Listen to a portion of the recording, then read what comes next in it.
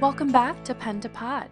I'm your host, Michaela Kimes, or Mick Writes on YouTube, and I cannot believe that this is the last episode of Season 1 of Pen to Pod.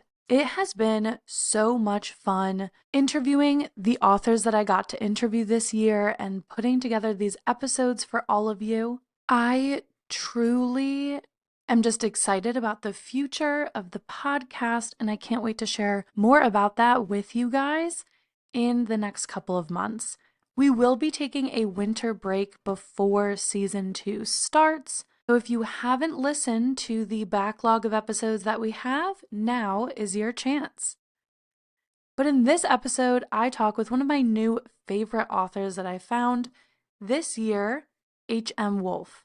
H.M. Wolfe is a passionate storyteller who just released her debut novel, The Book of Sin, which is the first book in its series, The Stories. She resides in Central Florida with her husband and their 2 beloved dogs, who are her constant companion on this exciting literary journey. Her work weaves together romance, fantasy, and character-driven plots, creating worlds you are sure to get lost in. H.M. Wolfe is a strong advocate for mental health awareness and journeys of self-discovery. She understands how important it is to see yourself reflected on the page and knows that every story is worth telling. H.M. Wolfe hopes that when you finish that last page and close her books, you feel a little stronger to step into the world as the warrior you are. And Hallah brings that energy to this interview, just to everything she does. She has such a sense of warmth to her. During this interview, it truly felt like more of a conversation between just 2 writers talking about her amazing book. And if you want to know a little bit more about the Book of Sin, let's dive into what it's about. At Asarai Academy for Orphans, Hyacinth stands at a crossroads, torn between the safety of the only home she has ever known and leaving it all behind for a chance at a new life, for freedom. But when a mysterious messenger appears, whispering rumors of a god among Fae, everything Hyacinth thought she knew about the realms comes crashing down. Thrust into a deadly game of power and greed, Hyacinth discovers dormant magic within her that may hold the key to survival or mark her for death. With her friends beside her, Hyacinth must navigate through murderous realms of vicious creatures, lethal betrayals, and prophecies of old. Secrets unravel, bonds are tested, and romance decays and blossoms amidst the looming promise of war. As alliances shift and enemies close in, her only hope lies in reaching the fabled safe haven of Loch Dragoon. But reaching it may cost her everything she loves. It was such a special time when I found the Book of Sin. I found it purely through Hallah's marketing on Instagram. I instantly picked it up on Kindle Unlimited, and I knew I had to talk to her. So I was so happy that I got to talk with Hallah, that she was so open and honest and raw with her own personal experiences and her writing journey. So I love this episode. I know I say that every episode, but it's true. I love it.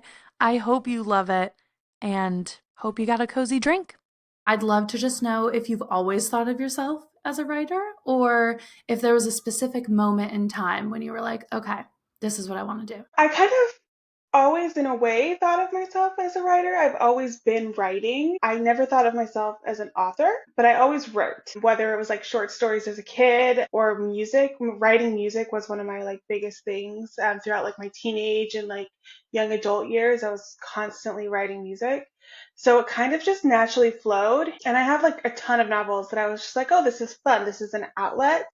But it really wasn't until like the last year, 2 years, where I was like, maybe I could take this seriously. Maybe I could actually do this. I love that you did songwriting first. Are there like songwriters that you look up to? I mean, just I have to just go with Taylor Swift, honestly. Of course. She Of is course. one of like if she wrote a book, it would be like the most lyrical masterpiece because the way that she tells stories. And I think that I don't really listen to her music as like a all out fan. I like a lot of her music, but I like reading her lyrics. Her lyrics like tell such a really beautiful story. And so I think I took a lot, like I tried to learn a lot from her lyrically just when I wrote like my own types of music. And honestly, then there's my other one, my big one is Beyonce. The way that she Yeah. writes, she's also a genius. She writes in a familiar way to me because I think community wise, I can resonate with a lot of her lyrics, Hmm. but she also writes in a way from like her point of view in the world that um, I think also is beautiful because you see not only what she's trying to say, but you can see like hardship inside of her community at the same time. Yeah. Two icons in Right? writing, of Right. course. I wish that they would write like actual, not just like like I please write know. me a fantasy book or like and just like anything, write me a book. Yes, I agree. They do need to write a book. Do you feel like with songwriting then and the novel writing, do you find any similarities? I think for me, I feel like it may be easier for me to write emotion because music is so emotionally charged. Like you have to be able in such a short period of time to convey like deep emotion.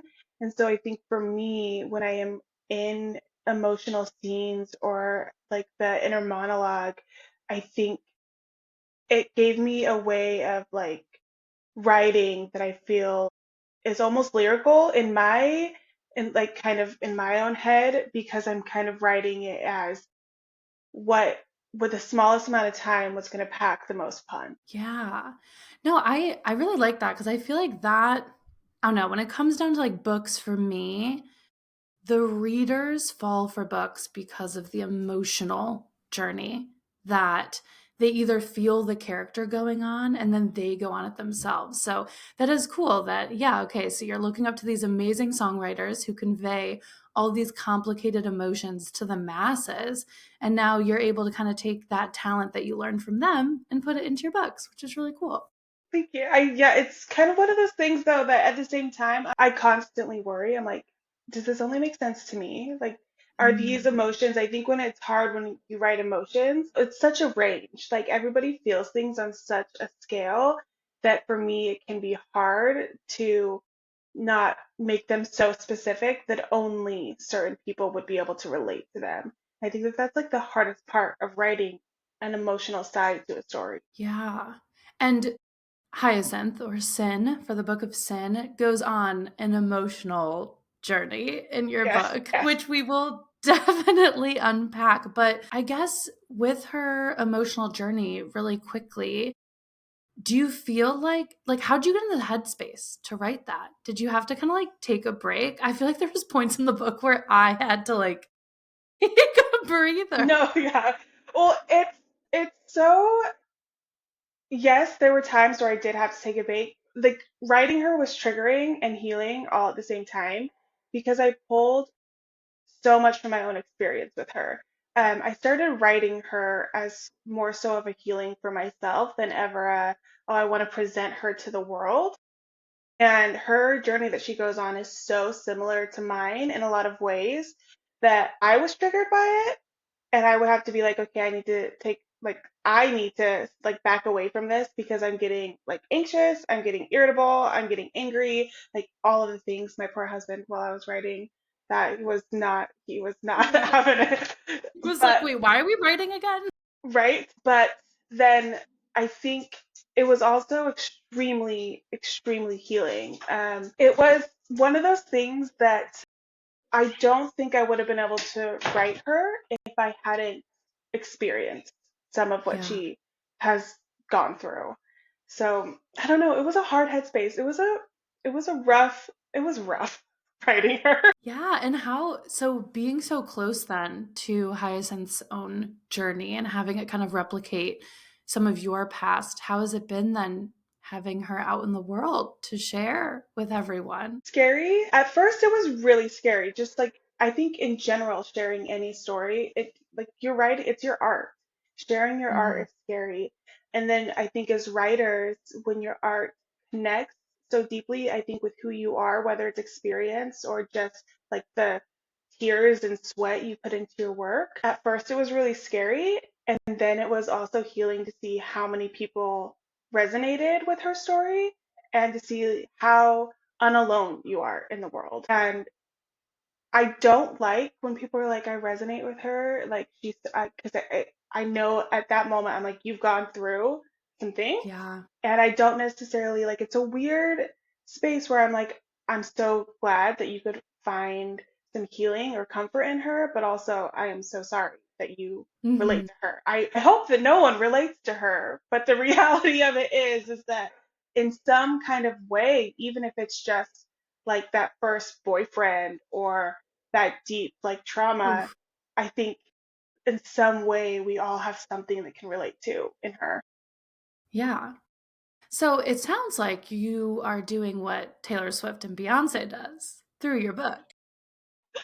You know what? I thank you so much Yeah. because that's a huge compliment. I mean, being able to, you're using your own experience to pour into Hyacinth as she goes on this huge journey, huge emotional range. But yeah, people are coming away like that is great. It is, not great, like you said, that people can relate. They've been through it, but it's good that Hyacinth's story is out there and you are able to relate to the masses. And even if someone hasn't gone through maybe specifically things that Hyacinth is going through, I think you do write emotion very well and you are able to, I don't know, you still feel for Hyacinth. And I think even just having stories where we are able to, I don't know, be able to put ourselves in other people's shoes, even if it's a high fantasy with realm politics that, Right? doesn't completely relate to what we're going through, but we can always relate anything, I think, back to our own experience and, look at life a little bit differently. So it's cool. And that's kind of like the beauty of fantasy because I think Mhm. there's so many things interwoven in it that are really inspired by the world that we live in, but we're looking at it from like a fantasy point of view. So we're able to, it's more digestible to us because it's Yeah. not our world, but we're also seeing the reflection of our world inside of it. Yeah, it does make topics that are maybe harder to face in the Right? real world easier to digest and easier to take a step back and look at something when it's realm politics, maybe instead of our own politics happening.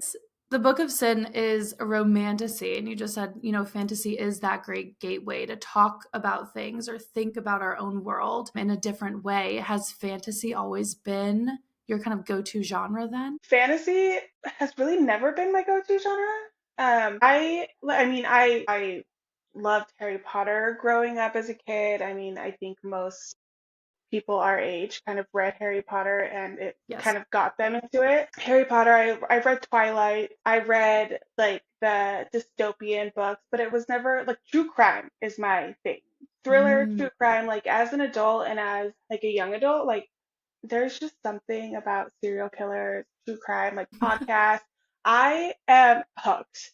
And so I would read yes. true crime books, and this book actually started as a true crime thriller. I was trying to write it in like that sphere of things because Wow. I that's what I love to read. So I automatically thought that that's what I would be able to write the best, but it just wasn't working. I trashed it so many times. And then, of course, like so many people who read ACOTAR were like, okay, fantasy is like what's bringing me back into this. But I read Manacled. I went down the rabbit hole of like Mm, fanfic, yes. like just straight down the rabbit hole. And then I went down the rabbit hole of Fourth Wing and ACOTAR. And I was able to see while I was reading these books the manuscript that I had already written just kind of fell into a fantasy world. And so many things that I couldn't quite figure out in like the urban setting where I was in this manuscript, like those plot holes kind of fix themselves when I take it out of that like modern day real time setting and like plopped everybody into a fantasy world. Because how I can writing such traumatic, I think pain, um, Yeah. I would rather read that in a fantasy than in a real world. This person could is like walking down the same streets that I'm walking. It separates me from it a little bit, so I am not so I think immersed or triggered by it, and I can kind of see it as a oh this isn't real, and process it in a different way.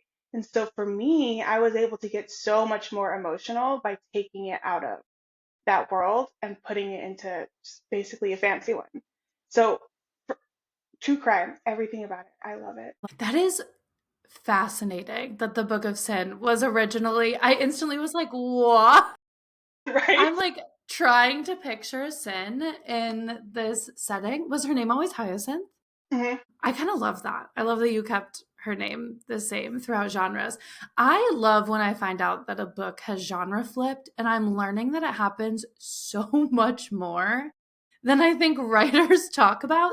I love that, we're talking about that. And I love that you love true crime because I do too. I do too.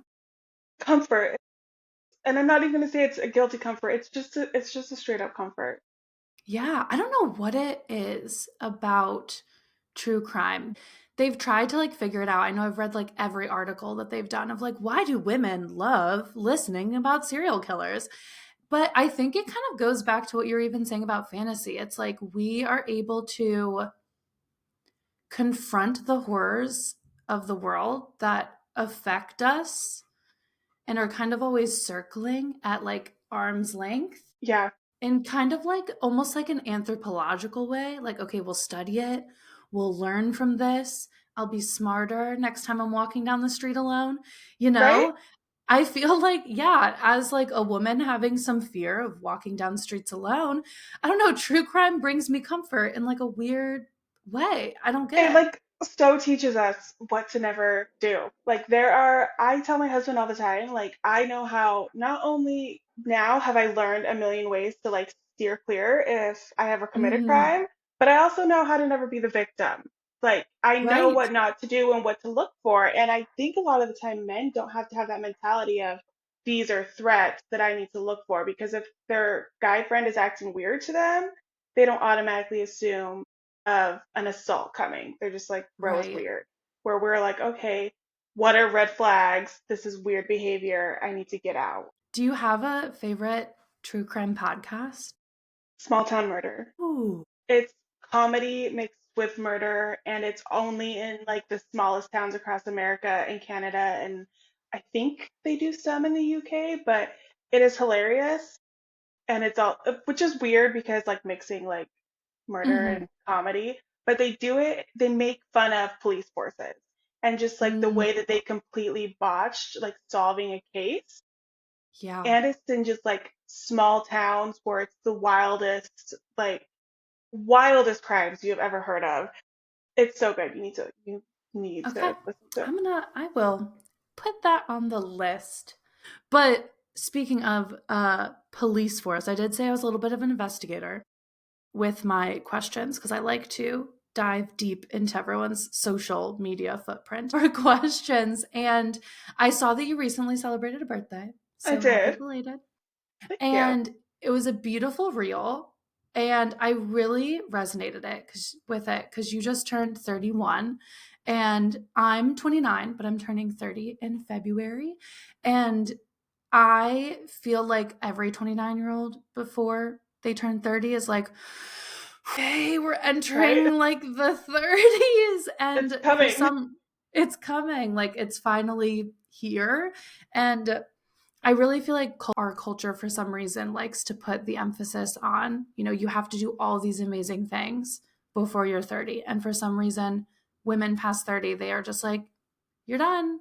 You're Right? done. Had a good run. Thanks for showing up. And your caption was so beautiful and powerful. So I am going to read the beginning of it to you because I want to chat with it. But you said, today I turned 31. It is bittersweet to say goodbye to 30. I stepped into my power when I turned 30. I came home to myself. A year ago, I would not have believed you if you told me I would be living my dream today. And I just think that's so great. And I just don't feel like we talk enough about, I don't know, past 30 life and Right? getting your dreams done past the age, not doing 30 under 30 and Yeah. taking our dreams at whatever age we want. So I would just love for you to speak about, how stepping into your power at 30 felt like and what that looked like for you. I think you're right. We don't really talk about it. And I don't know if this is like personal, but do you have kids? I do not. Yeah, and I think that's a really big part of it. It's like not Mm-hmm. only being like stepping into your 30s, but stepping into your 30s with still trying to figure out your career or not being a mother.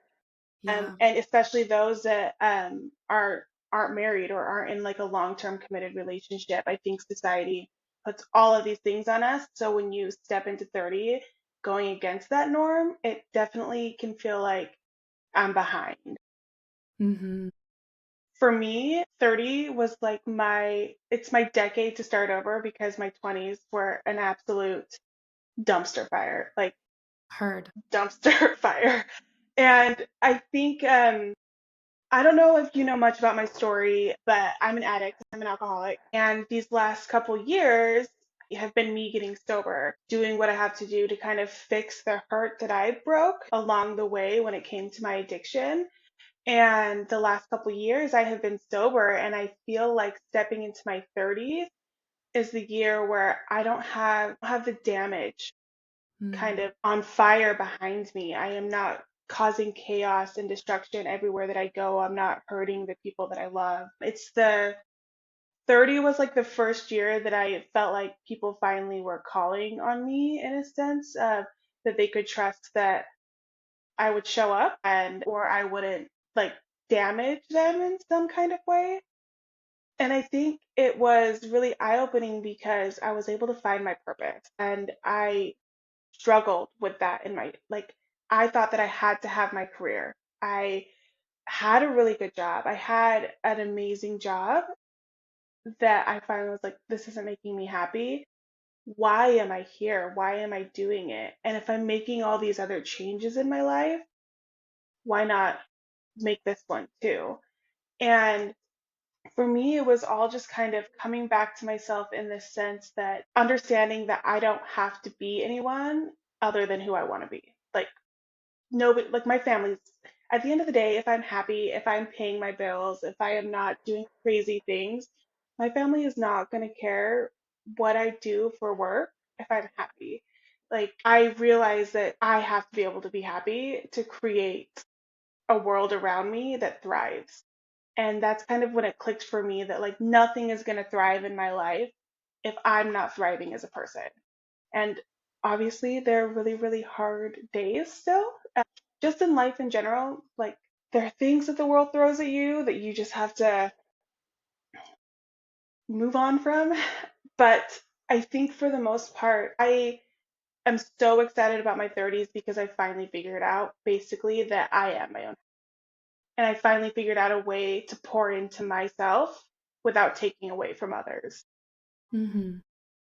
Thank you for sharing that. That was beautiful. And I don't want to get emotional on the pod, but yeah, I really relate to that story. And I think that's great that you did look at 30 as like, this is your fresh start. It is a brand new decade. Like you said, you don't have the trail of fire behind you anymore. It's we close that door and we're going into the other one. And what a way to kick it off with the book of sin coming out. Like that is like a huge, amazing step to kind of start this new chapter and this journey. I think with that too, it's so important. Like, I think that that's one thing that I like about the book community in a lot of ways is that it doesn't matter. Like, they will accept you. I have like some of my closest friends read books that I would never personally read. And it's Mm-hmm. kind of like that, like it doesn't matter like who you are, what your personality is. We're all coming together in combined joy for something. And I think that that is a really, really cool way of coming together from people from all walks of life and kind of like shedding a lot of stigma that we have, Yeah. like connecting with people because there's so many people that I would have never connected with just in regular life, even if I saw them at work, saw them at school, saw them on the street because of like societal differences. But books have a way of like bringing people from all different backgrounds together. And I think that that is kind of like a beautiful metamorphosis into like what you can do with your life and especially as a writer like that your pen holds the power to like bring people closer together. I think that that is a huge responsibility and also an incredible honor. Yeah. No, I love that view of the book community too, because it's true. I feel like if you are an avid reader and you are falling in love with these stories, I think it's hard to not be an empath and, reach out to others and, start to understand others and, yeah, talk to people online that you might never have talked to before Yeah. because you are obsessed with the same character. You're like, oh my Right. gosh, yes, love them too. Let's become best friends. And yeah, the book community does have a really amazing way of just pulling people together. And in the hard times, like books are there for hard Yeah. times when the world feels like it's on fire, like it does Yep. lately. Books are a great resource to escape, but to also learn and to grow and emulate characters that you want to Yeah. emulate their journey. So with Hyacinth being so much of you and your story and very much a personal journey, how did you get this idea then? Did it start from like, I want to tell kind of my story, or did it start externally and then you realized, like, wow, I'm going to tell my story here? I think it started as like an act. I never started it as I need to tell my story. I kind of started it just, I'm just writing. I am writing these characters that I love, and I was going through it at the time when I started writing this in a really, really bad relationship. And so that bled into the story. And by the time that that relationship was over, by the time that I like kind of put this manuscript on hold for a while. And when I pulled it back out again, I saw the power of what that story, if I continued writing it, could do. Mm, And I think I mostly just started it for I need an outlet to write. I took a break, and when I brought it back from the break, it was I need to tell a specific story. So it kind of has like two beginnings in a sense. The break that I took was when basically I got sober. I cleaned up my life in general, and I could see myself from a different perspective. And so when I mm, picked it up the second time, I realized that if I feel this, somebody else feels this. So I feel like I need to tell this story. But at the same time, it's like not a lot of the stories in my head ever start with like, well, there's a specific thing that I need to tell. I'll get an idea in my head and then I'll run with it. And when I'm like a couple thousand like words in, I realize what I'm trying to like what I am mm. actually trying to tell the readers. Yeah. I know I'm always so fascinated by that question because I think I put it in the interview packet as well because like I'm so interested by themes in a book. And every book is teaching us something whether the author is conscious of it or not. And I'm always so curious of like when that light bulb moment hits. Like do people go into it knowing what they want to say, or it does seem like the majority of writers that I've been interviewing, like you said, like it takes a while until you're like, oh wait, I think this This is is what's the happening here. yeah, I didn't realize that. right? Do you have something now that like the Book of Sin is out? Do you have like a sentiment, a feeling, or anything that you ultimately want the readers to come away with? I think now, I mean, not it doesn't hasn't really changed since it's been out, but I think it's even resonated deeper with me is this I want people walking away from it feeling empowered and feeling like they matter, and that it doesn't matter like what you've gone through, where you're at in life, you have the power to change your circumstances, and you have the power to basically like yourself to where you want to be. And I think that it's scary for a lot of people to do that. I mean, it was for me. I can only go off of what it's been like for me. And so I want people to feel empowered that no matter how bad it gets, you're one, never alone, and you can always, always change your circumstance. Yeah, I love that. And Sin definitely takes it. She runs with it. She's like, let's go. I'm doing By the end this. of the book, she really does. Yes, she changes her stars or is trying to. I can't wait for the other books to come out. I'm so excited. Yeah, so okay, so we have Hyacinth or Sin, who is your main character, who, like we already said, goes on this emotional roller coaster range and really is finding herself throughout the whole book. And she's such a good female character that is strong but also flawed and very relatable. How was the character process like for the cast, like for Sin and then everyone else? That, I mean, there's so many characters in this book Right? and I'm obsessed with all of them, like her best friend, all the boys in the book, so many of them. How was that character process like? It was hard writing them. I remember in my notes, because as I'm writing the book, my first draft, I have a separate document.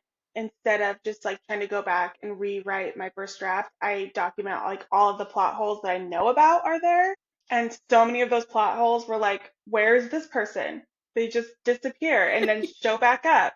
And it was really hard because one of my struggles is writing like large group scenes, especially with everybody talking from like first person POV and without it sounding clunky of he said, she said, they said. Like so it felt really, really hard.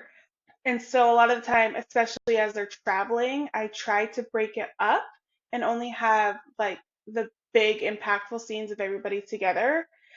But I realized that I couldn't write like everybody has such a specific role in this book that there were a Mm-hmm. couple times where I thought about taking people out, but everybody has such a specific role that I'm like, if I lose one character, I lose such a huge plot of this. Like if like at there was one point when I thought about taking Ren out, but I was like, if I take Ren out, the entire scene of like Arden coming to the room with Pre, like that doesn't have like the emotional impact that it would anymore. And there's just so many things that I was like, okay, everybody apparently has to stay. So I have to figure it out. I have to become a stronger writer. But these characters, I don't say these people because they're like real humans to Yeah. me. They're so pulled from people that I know. Like they each of them have certain personality types from like people that I know. So it was kind of easy to fall into writing them because I would just talk like when I would do dialogue with them, it would in my head I would just be talking to that specific person that I knew. But in the next book, I'm trying to dig deeper because these characters are so without like getting so deep into who they are in the first book, you could see that there was a lot of like underlying emotion in a lot of Yeah. them. And so this next book, I actually have two POVs so that I can kind of like dig into them more, and you can see Fun. like way more of the characters from two people's perspective. Yeah, that's true. I didn't think about that with like I already have an issue with big group scenes. I totally relate to like staging. I'm like, okay, Yes, wait, where did that person go? Like we're in a right? conversation, all of a sudden you left the room. I didn't realize you left the room. Yeah, staging Yes. characters in a room is like so strange and not something that you think about. I feel like when you write, Mm-mm. like until I reread a scene, I'm like, wait a second, what is actually happening here? Where are we all Well, like sitting? somebody's Are we somebody's sitting? standing in front of me and you said I turned to look at them, but they're sitting in front of you. Like what? Like Yes. where? It's Like, were so you turned frustrating, away? What's going on? I right? relate to that. I never thought about that too, though, with like big group scenes from first person, because then you are, because we're constantly getting the characters through, Sin's eyes.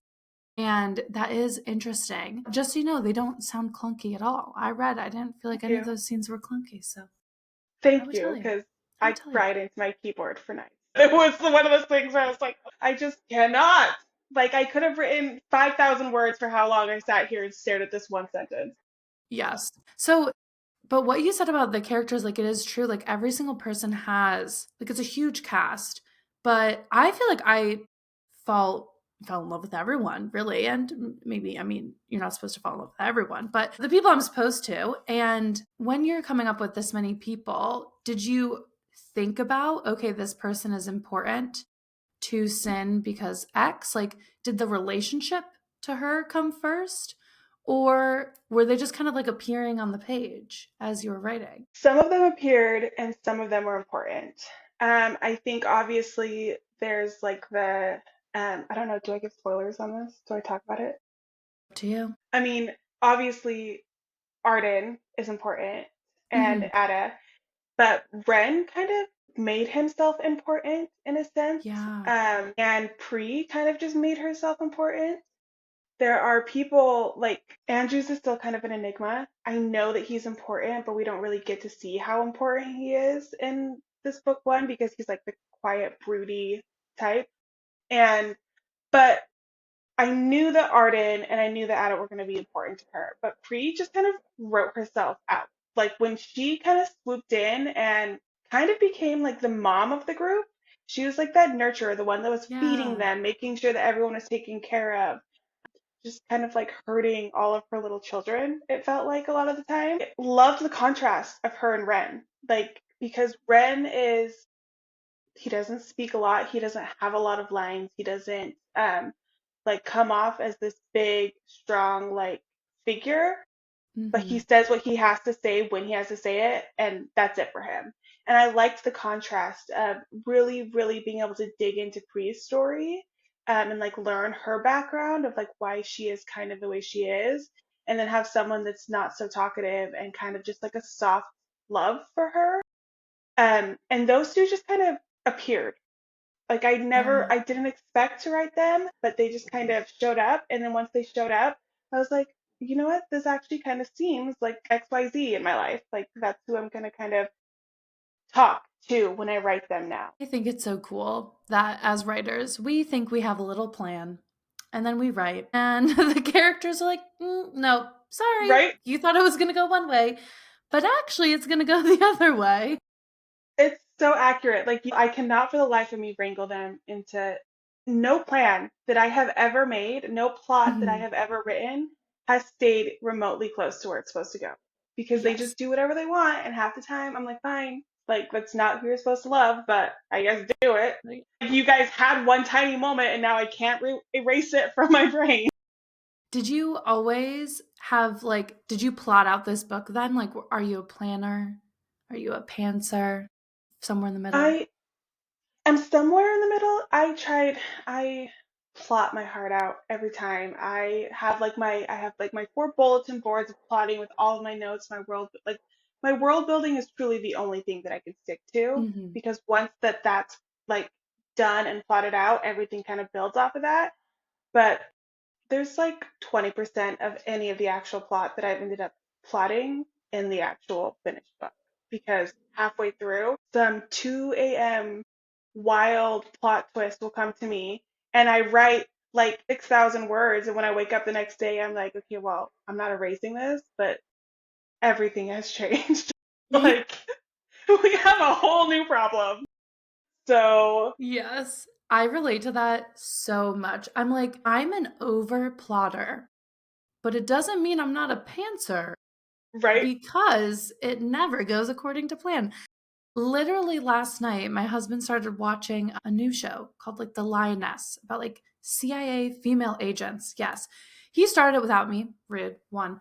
Two, I came like mid episode, but like a scene happened where I was like, whoa, that like unlocked something for me, completely changes the course of my story. I'm running around my house trying to find something to write on because my phone was dead, of course. And I'm like writing on the back of an envelope.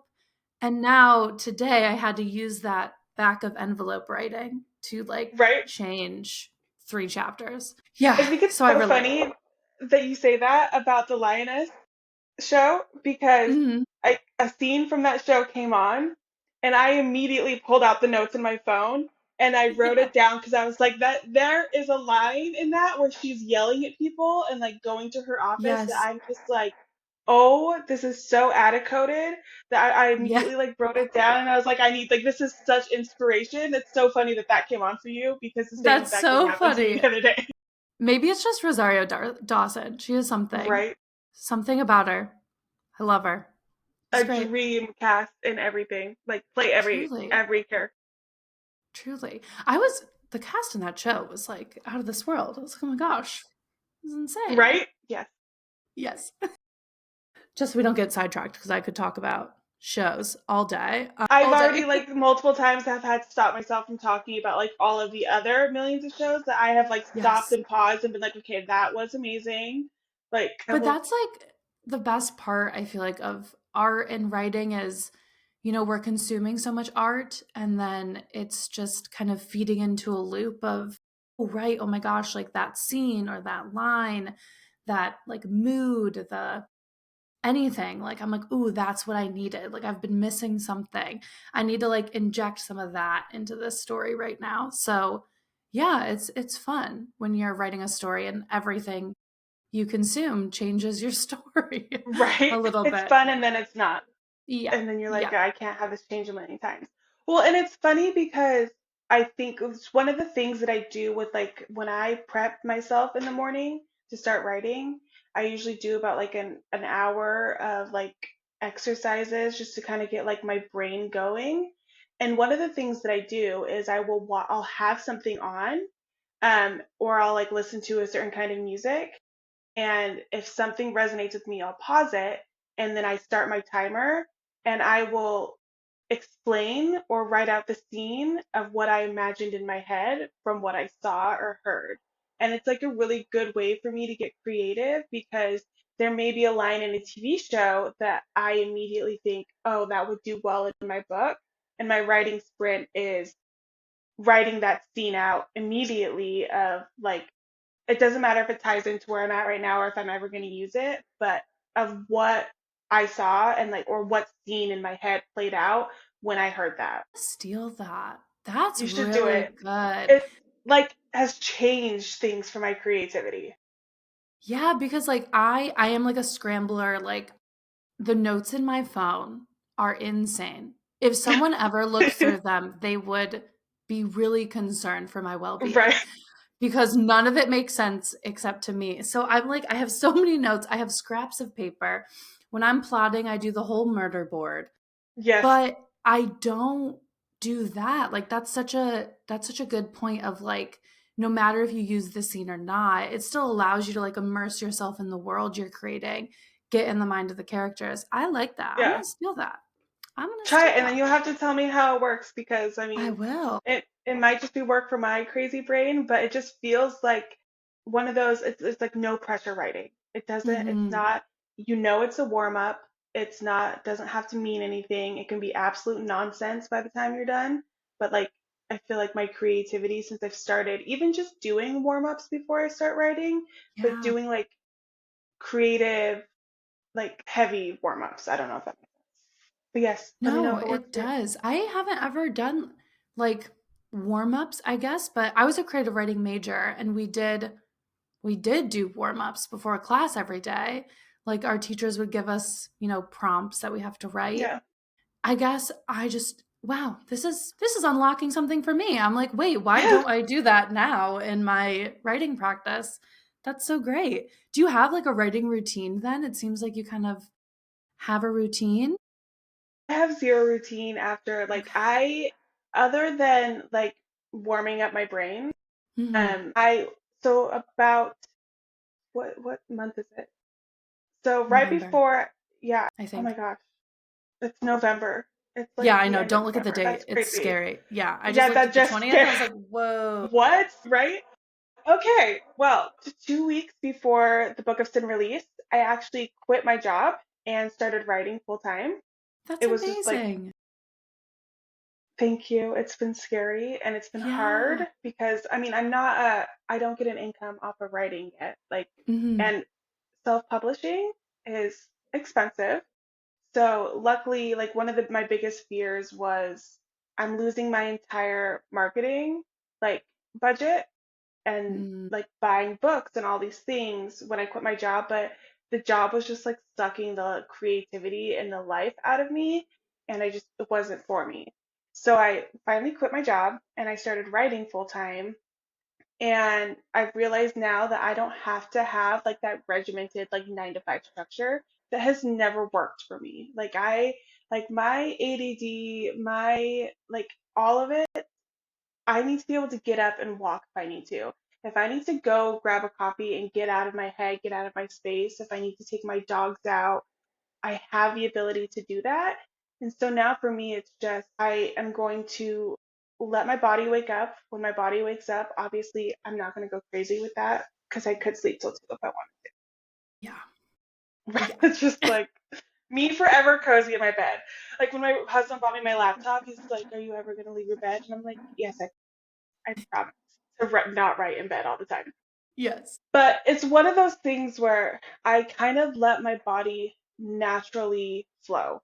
If I push it, my creativity is killed. And I don't know if Yeah. that's just because one, I have mental health issues, so it's easier if the moment that I force something is when my body starts like rejecting it. Mm-hmm. Um, so if I get up and I just make my coffee, I make myself breakfast, and I sit down and start casually writing, by the end of the night, I have like written a full work day worth, like I've stayed and written, I've gotten up to like do little things, but other than just like making sure it feels natural to me rather than like this is exactly what I have to do, I don't really have. I mean, right now I'm putting myself on a daily writing like word count Yeah. of what I want to do because I'm trying to get this second book done in the next 19 days. Yes.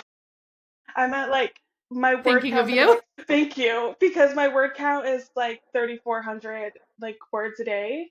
Where like I know that I can do it because I have done it if I really zone in, but Yeah.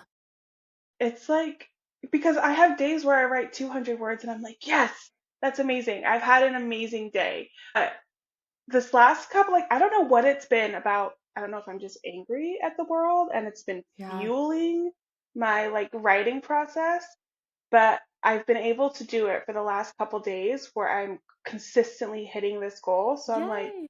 might as well give myself a little goal. I'm gonna give myself a little Yes. treat after it, and then we'll see what happens. We love a little treat to Right? reward I love it. ourselves for our hardship. We need a little Right? treat. Truly. And it's just, and I think actually, like, since setting the goal, knowing that I'm self-publishing and I don't have to do it in 19 days, it's like takes the pressure off. Like, yeah, I want to get it done in Yeah. 19 days and I'm competing with myself, but I'm not competing against the clock because the first book came out 2 months ago. Like, Hmm. I don't care if it's done. Like, I don't care. I don't need the book to be released next month or in like 3 months. But knowing that I'm in competition with myself, but if I fail, I'm not a failure. It's just like, Yes. oh, I wasn't able to do 3,400. Like, that's kind of insane amount of words to do. Like, I'm okay. Hmm.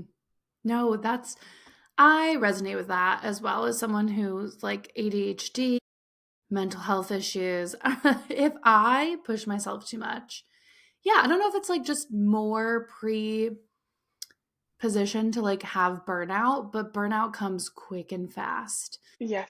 If I instantly am like, oh, I have to do this all the time, work, work, work, my brain's like, nope, shutting down. We're actually gonna go sleep now for 8 days Right. straight, and we're gonna talk to no one. I hated that you made me do that. So yeah, I relate Right. to that. It's gonna be like the world ending to even just have to get up and shower. Yes, It yes, it's truly is one of those things that if I tell myself anything, my body's like, actually, I have to be like, this is gonna be fun. We're gonna do this for fun and never. So we have to get this done. hmm, It's like my body is a toddler and I have to like truly, speak to it very delicately to get it to do anything that I want. yes. We're very nice, and we get lots of treats. Right?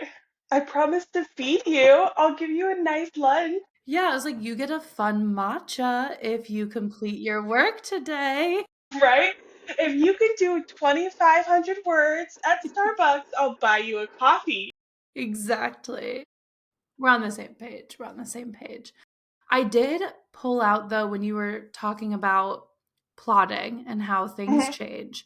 You said what doesn't really change is world building, which I would love to talk about the world Okay. building in this book Yeah. because it is vast. Like we have multiple realms, we have intense realm politics. And I mean, the whole opening of the book, you have a couple pages from the stories, which is kind of like this overarching theme of which I kind of love. It's like rewritten history, which we don't know anything about that. And I think it's, yeah, what we know nothing about people rewriting It's just history. it's just resonating. It's resonating. But I thought that was a really great way to open the book to like get us established into the world to understand what our characters think they know is going on and kind of establishing for the reader, like, okay, there's kind of more to this. How did you come up with this amazing world? I know that you said it was thriller first, so really, how did we get here? I don't know. Do not.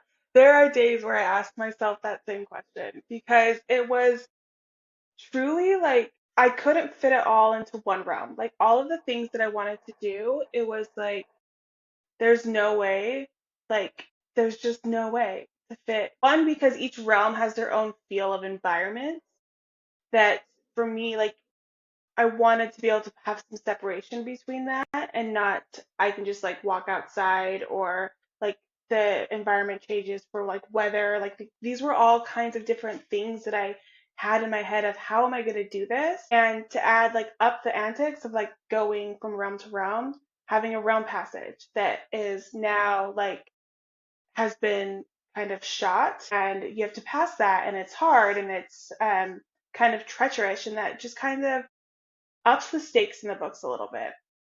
But a lot of the world, in a sense, came from our world today. And it is very, so my characters are mostly people of color. And then you have Ada, who is technically like pure blood. And that shows the politics of like who they are trying to keep from like basically grabbing power. And so that shows the politics inside of the books and how important it is to have unity because unity shows power. And the more unity you have, and it shows that throughout the book, that if you are a traveler, if you like mate, if you have families with other realms, your power only intensifies, and that scares the political leaders.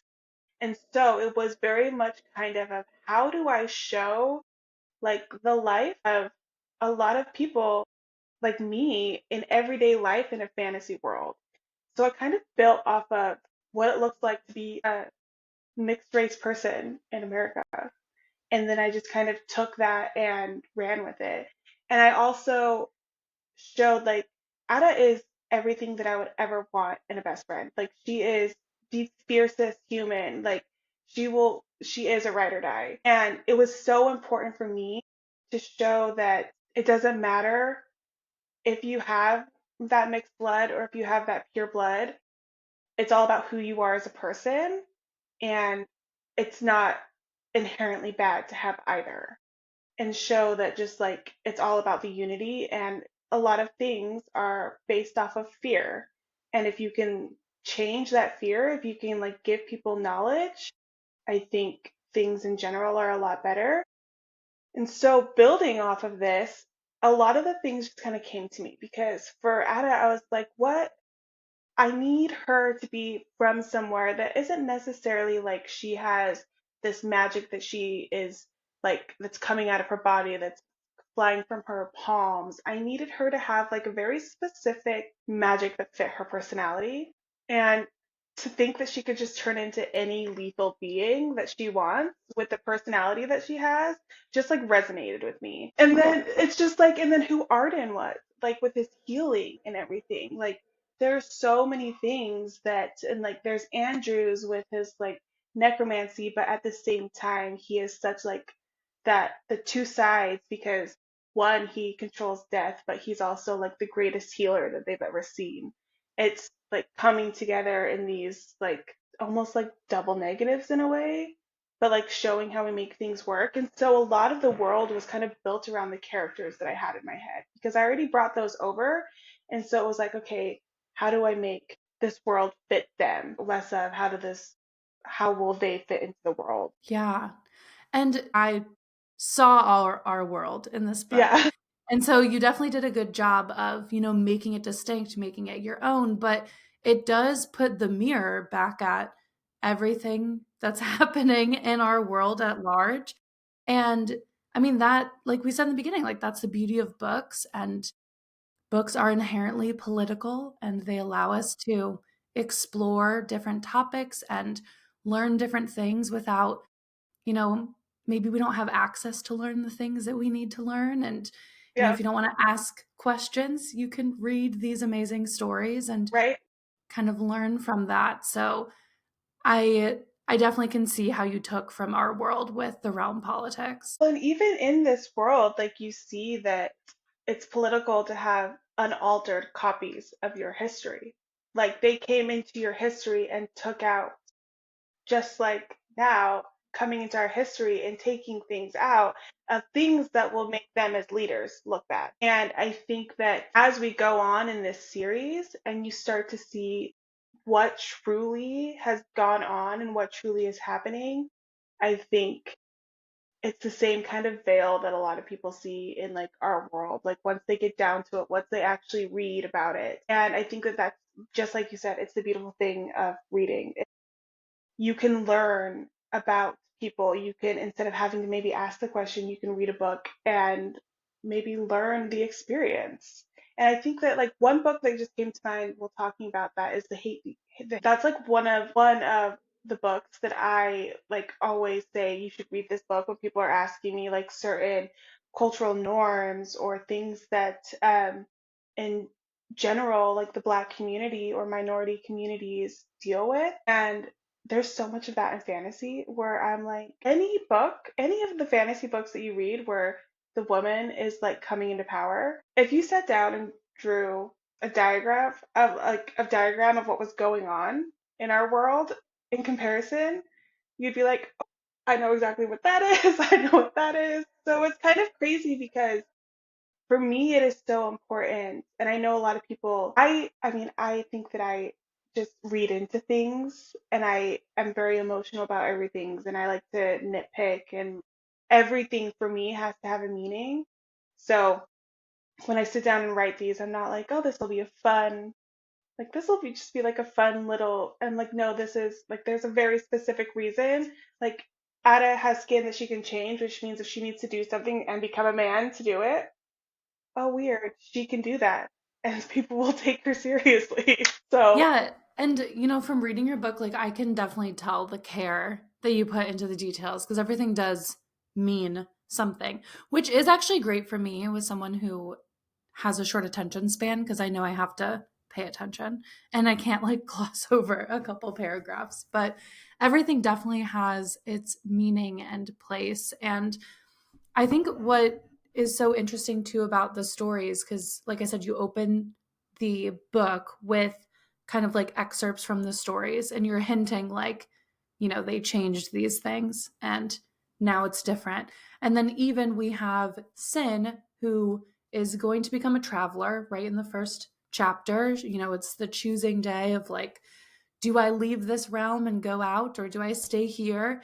And we saw, like, in the stories, like, this used to be a very celebrated thing. Like, the families of the travelers were, celebrated and respected. And now, in the society that Sin is in, if you're a traveler, like, you're kind of like marked as, like, no, you're not good. Like, you chose to abandon this realm. So, with the traveler experience, like, was that always there? Like, was it always, okay, Sin's going to be a traveler? Or did you start somewhere else in the book when you were first writing? she was always going to leave her realm. She was always going to leave the academy.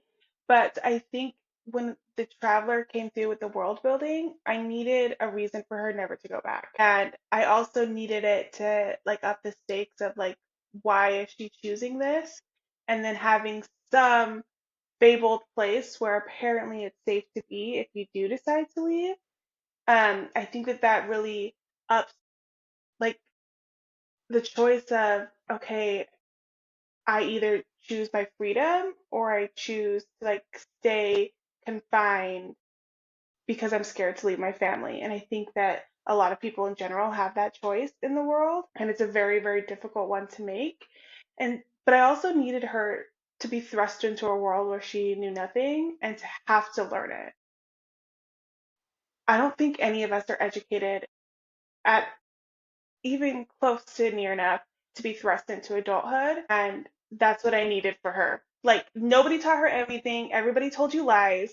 Here you go. Like, and that's kind of what I wanted for her because she was never, in a sense, I don't think, naive in the fact that she didn't want to learn and that she kept herself sheltered. because you see how she wanted to, but she was never allowed. But she was naive in the fact that she knew nothing about what actually went on in the world and was just thrown into it. And I needed that contrast of how do I show that naivety for her and show her learning with the rest of us. So I'm not just like throwing world building on you. I want to learn with her. Like I don't want it to just be like 100 pages of world building. Like let's learn together.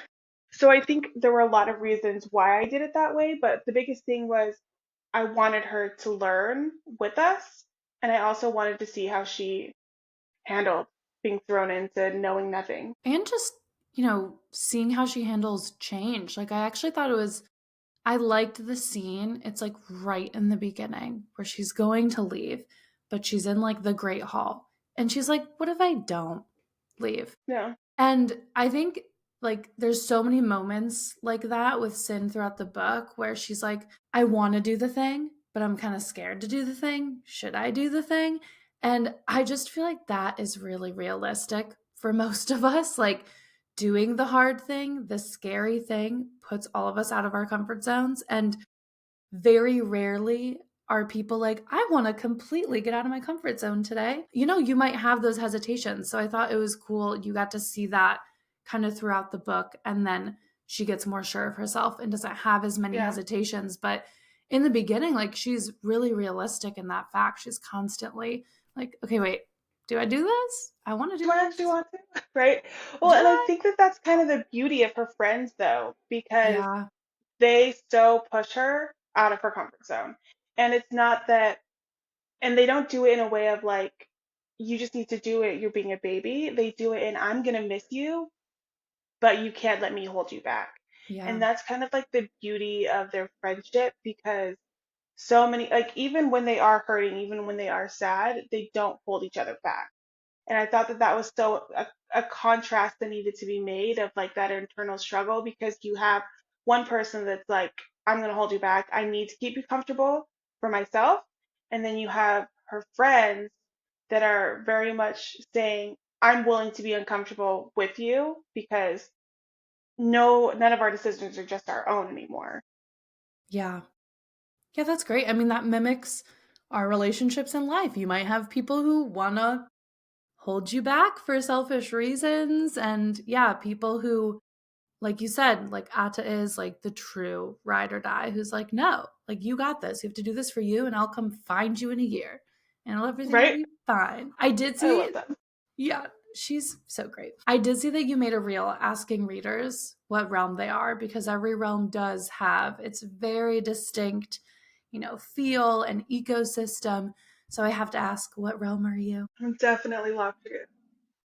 I'm like Ooh, I really? am very yes because it's so like moody and just Mm, like it just fits because it's in my mind it is like 1,000-year-old castles that have moss yeah, hanging from them and it's like not hill like not mountains but hills. It's very like kind of rainy all the time, yeah, swampy. Like it's just the moody. vibe that my like little heart just would thrive in. Like it almost feels like Oregon or Washington, but Mm, take that to like Europe somewhere.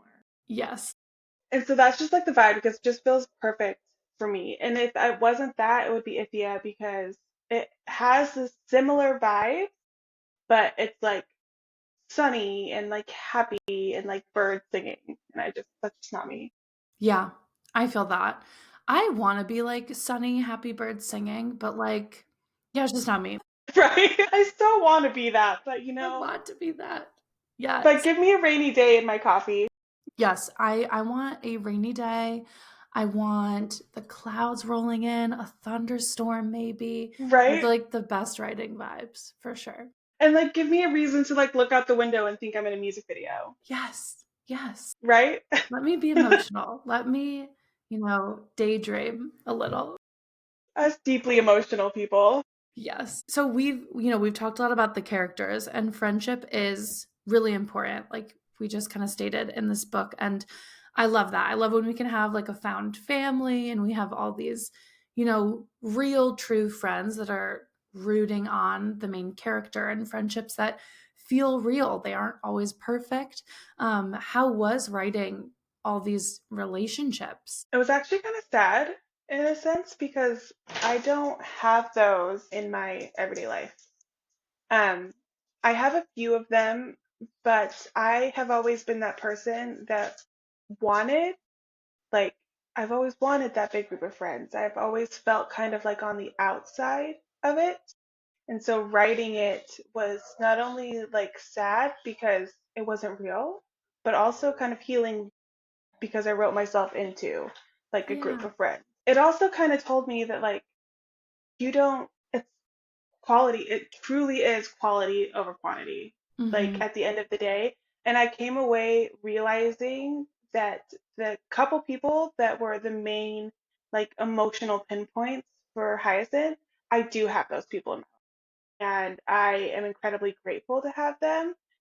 But it was kind of that thing that's like, I never had this, so Mm-hmm. I'm gonna create it.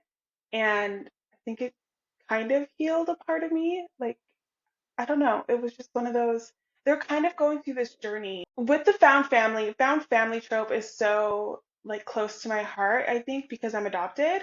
And so for me, it is, I never really felt like I belonged somewhere. Even growing up in my family, I love my family. I have the most amazing family, but I still always wondered where I came from. And so I resonated with that like vein of the story because Sin thought the same exact thing. And the Right. fact that both of my siblings are also adopted, I wrote them into those characters and them all going together to find like find out where they came from in their own way. And so I think for me that was really healing just to see them all stick together and also come away thinking, wait, I do actually have these people. Yeah. I relate to so much that you're saying. Why is it though that there's so many books, movies, TV shows, they show us the big group and I'm like, why'd you have to do this to me? You know? Why'd you have to Right? make me think this was how life was going to be like as an adult? Right? So I love that you were able to create your own found family in your group that, yeah, you were able to heal through. And I hope other people can too, you know, being able to like see those friendships. I mean, the friendships I feel like were my favorite part. Like there's some romance in there, of course, but I I just was really drawn to like the friendship bonds that were happening in the book. And I just thought they were written so beautifully. So thank you for sharing that. Yeah, of course. Well, and that's the funny thing is that this is, yes, a romantasy because it is a huge part of the book is Huge. based off of her like romantic life and what's going on there. But it's not the point of the Mhm. book. Like, I think the found family and like the strong, like that we're stronger together.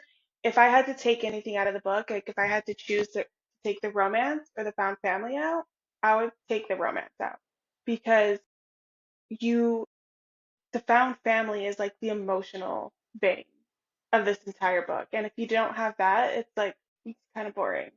Yeah. Like I don't want to like yeah, like this is cool, like it's fun, but I don't know. For me, it's just like I will take found family over the romance any day. Yeah, no, I definitely felt that in the book, and the romance is good and fun and great, but yeah, it isn't the most important piece, but I think that's realistic too. Like, you know, you falling in love or having a partner like isn't going to always be the biggest thing going on Yeah. for you. There's going to be so much more to you.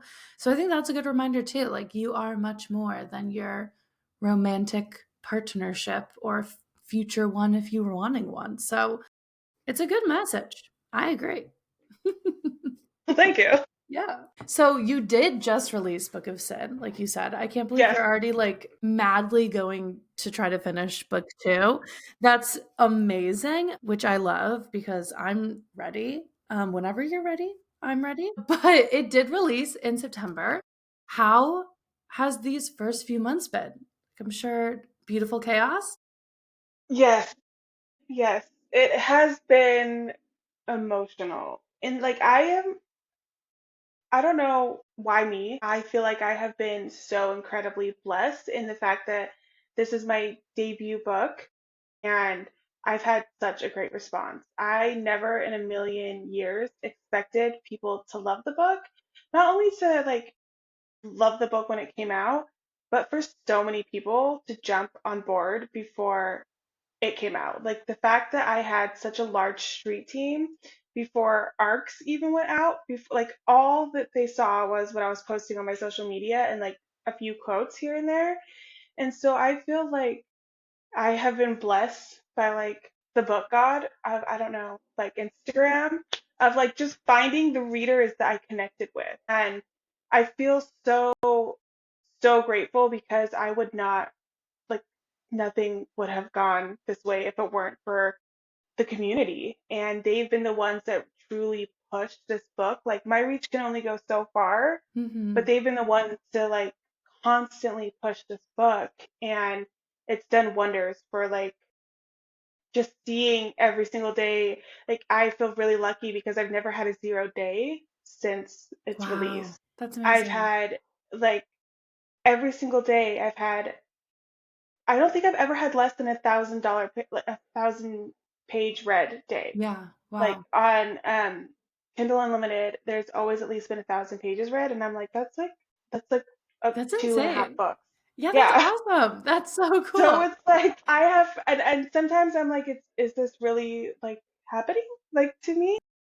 But at the same time, it's also been really scary because I feel like I almost wish sometimes that this book was just like, okay, yeah, it was good. Like, I'm excited to see what happens, but like, it's her debut, so we expected it to be kind of bad. Because now I feel like if the second book isn't good, everyone's gonna be like, it was a fluke. And I think that there's a lot of pressure I put on myself because of that, and it's scary.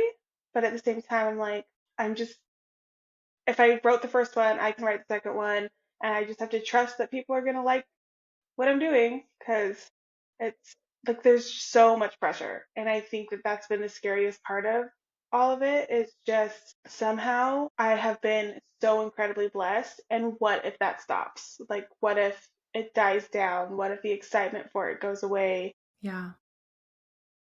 And I think too, like, it's, I, I'm not accustomed to people, random people, telling me that they don't like something of like mine, like because in general nobody in the real world comes up to you and is like, by the way, I hate this. Mm-hmm. And that's been like I've had to get tough skin so incredibly fast, and it's in such a different way because I am like I'm a firecracker. I am the one that like will always say it how it is to Mm-hmm. people, and but it's in such a different way because it's for myself. I've never stood up for myself in that kind of Yeah. way. Like I let it roll off my shoulders, but it's never been about my art that I've created. Because this is the first time I've created art and put it out into the world. So if somebody was like, I don't really like you, I'm like, okay, that's fine. I don't care. Right. But I'm like, this is my heart and soul. Like, I don't care if you don't like me, but please like my art. Please like this. Yeah. Right? So it's been like not only the negative reviews have been hard, but at the same time, I have gotten so little of them that I just cannot let it affect me. Yeah. Um, I can only say this so many times, but I am so immensely grateful for just like the love that I've been given for this book. And I've just very quickly had to learn that not everybody's gonna like it, and some people are gonna send me really just like out of pocket messages, Horrible. and I'm just gonna delete it because like, and I think that's a weird thing about Instagram and Yeah. being an author like that because I'm sorry, like what Yeah. makes you think it's there's a weird kind of access that as an indie writer readers have to you that's a beautiful thing. It has cultivated some of my closest relationships and is the reason why my book has done so well. Mm-hmm. But it's also like one of those things where it also lands in the hands of people without boundaries. Yeah. Yeah. So it's been a weird like mix of all of the good and the bad, but I'm figuring out how to navigate it. Well, I know that you can write an amazing book too. Thank you. Truly, I feel like these characters are hard to let go of that you've made. So I think as long as you just continue that emotional vein, which I know you will, like it's going to be amazing. And the fact that again Thank you're you. already trying to finish it means like it shows like you care about this and you are like, like you said this is like a deadline against yourself, but you have so much passion for it, like it can only be good. The thing is too is that like these characters are so like by the time I finished the story, I was like, there's so much that I could not put into like book one that I immediately when I sent my like book one off to my editor, I started immediately writing book two Mm. because one, I have zero patience. And I was either going to like berate her every day and be like, hey, where are you? Are you almost done? Like, what, like, and I just needed to not be annoying. So I immediately started writing book two. And the characters just like once I started writing them, they just like never stopped like talking to me. And that makes me sound crazy, but like I see them in like everything that I do and I'm like, you never stop telling me your story. And that's kind of where the second POV for the book two came in, is because like I think I've said this a couple places, but the second POV is for Ada. And she was just You have me screaming at now. me. That's Well, so there you go. exciting. That's so exciting. We get such a deepness in her story about like the shame, like the deep rooted shame that she has always carried with her entire life. Um, and you also see like her struggles with commitment and how she roots for everybody and how she's able to like push everybody to do all these things, but she can't for herself. Yeah. And I think it's so beautiful because there's a part in book one where she says that like holding back on the emotion has never protected her from anything. It's only caused more damage. And so the moment that I finished this character arc for Sin and I got her to a place where I think is a safe space where she's going to struggle to like hold on to her confidence and like continue to grow, but she's not going through like Mm-hmm. the thick of it anymore. I think it was a really good place, especially with how book one ended, to show like who Ada really is. And like this book is so emotional. Like I there have it has No. this book, I am sorry, it has been Uh, more emotional for me to write wow. than the first one Yeah. because of Ada's specific struggles. And I think a lot of it is because like all of my books are gonna touch in some way on mental health awareness. Mm-hmm. And with Ada, it is like huge on depression. And I struggle with so much in my life Mm-hmm. that, and it's like an everyday thing. Like Sin's struggle was more of a very specific, not a like chronic type of struggle um, that she could get out of, that she was able to kind of step away from and then she can move on. But depression isn't like that, and you Yeah. have to like learn to live with it every day. And so immediately when I finished book one, I was like, these characters have so much more to tell me. And I started writing, and it was Ada screaming at me to like tell her story. That's so exciting and terrifying for me to know that this is more emotional than the first book. Yes, You I'm did just sorry in advance. yeah, yeah, thank you, thank you. I'll take the apology now because I'm gonna probably cry again for the second book. You said that you passed your book off to an editor, and I'm always so curious about that process for self-publishing. Did you have beta readers? I feel like it's such like a scary process to navigate for people who want to go into self-publishing. So how was that journey? It was definitely scary. My editor, she's amazing. I found her just through Instagram. I reached out to an editor and they recommended her to me. Mm, And she has been absolutely amazing for the process. It is scary because it's one, the first person, like, especially if it's your first book, it's the first person to like take your book and either be like, this is terrible, like rewrite it, or this is actually good. mhm, And, but she was really, really good at telling me what I needed to fix while also still like letting you know that you have a good story. And I think that that's super important, especially now, like for the second book, I probably will request that she is a lot more harsh to me now that I have kind of gone through the process. I don't Yeah. need coddling as much as I did the first time, but she was really, really good at just like making sure that I didn't lose my confidence in the process, but we were also able to fix the things that needed fixing. Mm-hmm. We did do beta readers. That was the scariest part of the Really? entire process. It Yeah. was because these avid readers, like this is my target audience reading an unfinished manuscript and Mm-hmm. telling me what's up. I need you to read this and tell me, like, yes, tell me what you liked, but I'm the type of person that's like, I'm only going to hear what you hated. Mm-hmm. Like, but that's what you need beta readers for, is so that when you are putting it out to your target audience, you already have kind of vetted what they're going to like or what they're going to dislike. So that was the scariest process. And it turned out to be so much better than I expected it. I really, Mm-hmm. truly expected everyone to be like, go No. back and like this. Like it was like I was like, nobody's going to get this book. Like it's so niche to me Mm-hmm. that nobody's going to understand it. But it was one of those moments where one, you can see like all of the notes that everybody's leaving in the document and when they're Yeah. reading it. So that part just like truly turned me No. into a So like the mad woman. notifications are probably like ping, ping, ping, ping, ping. Yes, Oh my gosh. I it would have turned had to me throw my phone. the amount of times that I could not sleep. I was staying up till like 3 in the morning just like waiting to see if a notification was coming in because I could not handle it.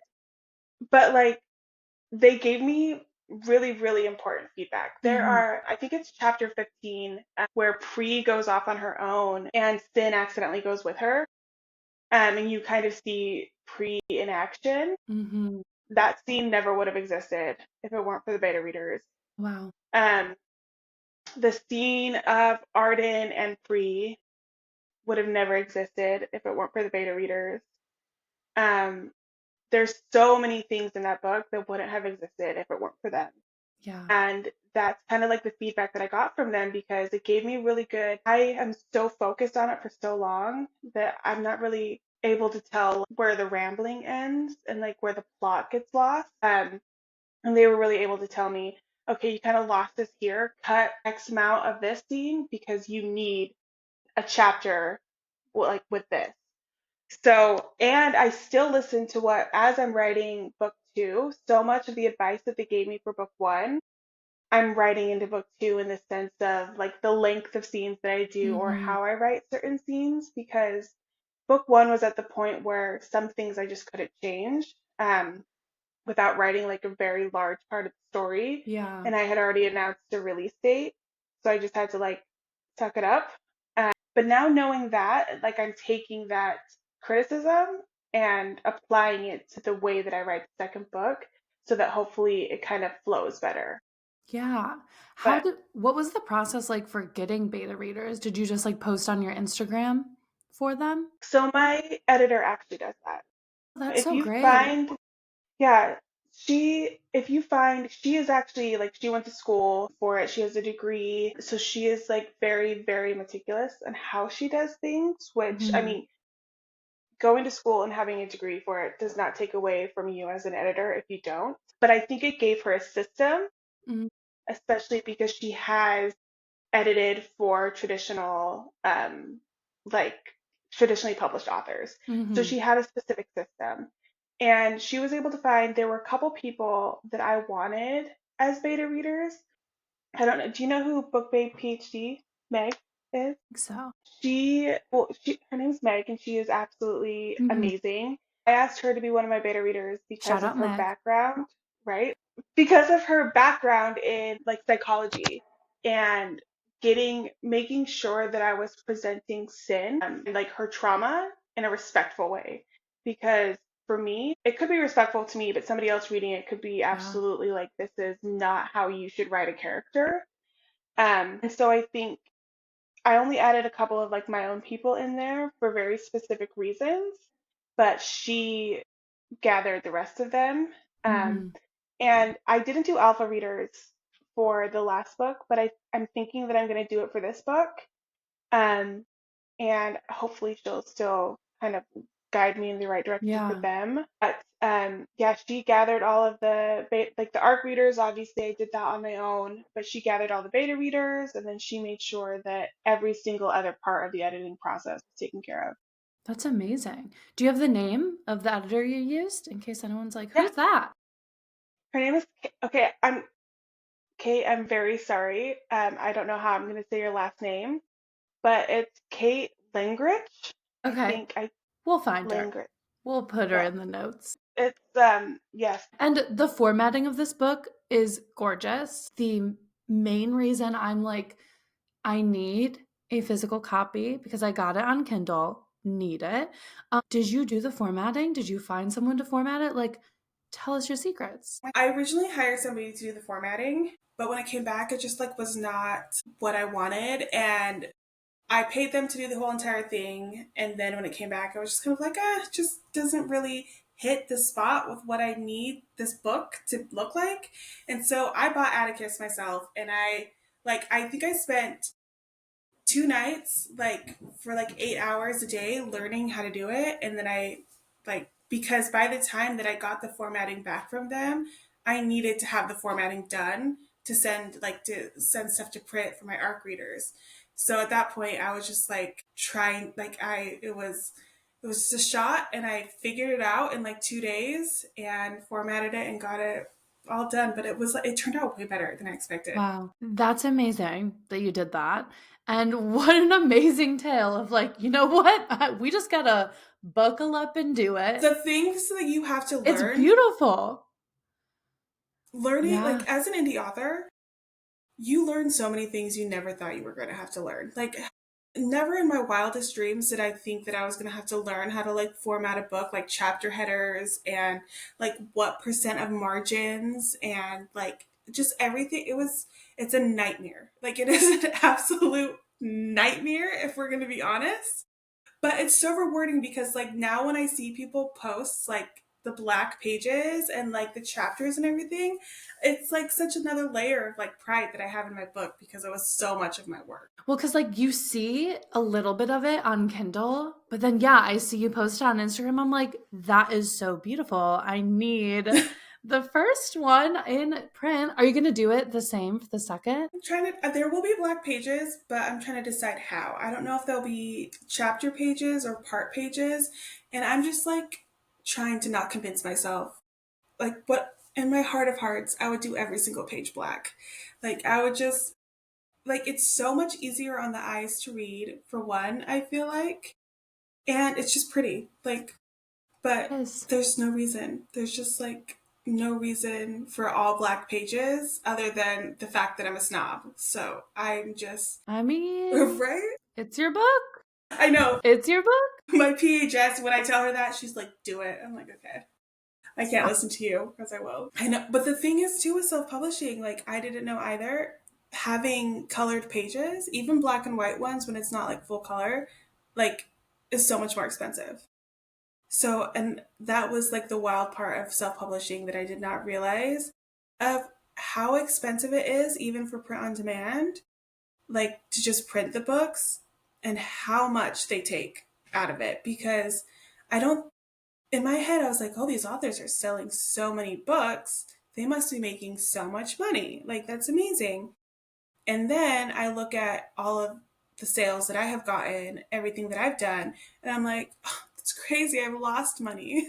Like, it's really a labor of love until you have a backlog. Like, you have to be okay with spending, like, spending before you make anything. That's what I've heard is like it really needs to be like multiple books Yeah. for your readers to like go back and find over time. But hey, I mean, you're almost done with the second book. So Right. Well, we'll see if, I mean, I doubt we'll that see. even then. And that's the thing, is that I'm hoping that when people start to like see that the second book is out, then they'll be like, oh, I need to go read the first one. Because that's when people start to kind of like see that build up. But at the same time, like a lot of authors, Kindle Unlimited is where they make the majority of their money back from. Um, But people ask me like, when am I going to start making like an actual income as an author? And you probably won't see that until like 3, 4, at least that many books, unless your book goes viral. And what would be your biggest advice then for someone who's like, I want to go the self-publishing route? Just do it. Like, it doesn't have to cost a lot of money. It does not have to. You can make your book cover on Canva. There are so many people in the book community that understand that not everybody has a lot of money to spend and are willing to work with you for like $25 book covers and make them for you.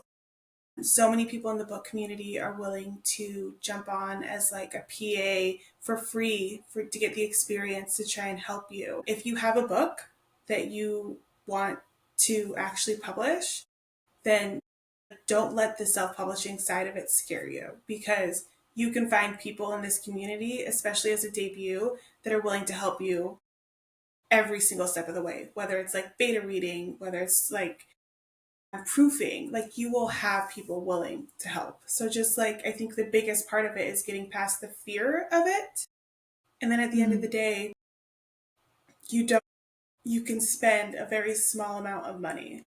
I think overconsumption has probably like it's added to like creating books. Like for me, I was very, very specific in the way I wanted to do it, and I was willing to spend a lot of money, but I don't have my job this time around like I did last time, and we're living off my husband's income now. So I have to figure out how to do this in a lot cheaper of a way.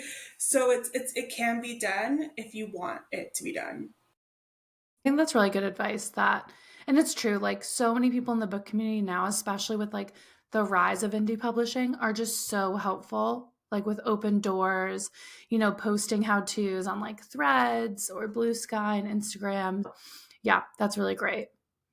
And where can everyone find you on socials? And where should they buy your book? Well, my book is on Amazon and Barnes and Noble.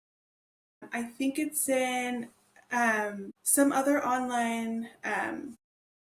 It's with Ingram, so you can probably find it on most online book selling retailers, but definitely Amazon and Barnes and Noble. And then all of my social media is hm.wolfe, and my website is hmwolfe without the period, just hmwolfe.com. Love it. Okay, any parting words for the guests? Since I know we chatted and yapped and went a little over time, just a little. I mean, I think at the end of the day, just like my biggest thing is like, one, thank you for not only to like the guests, but you. Thank you for like letting me be here.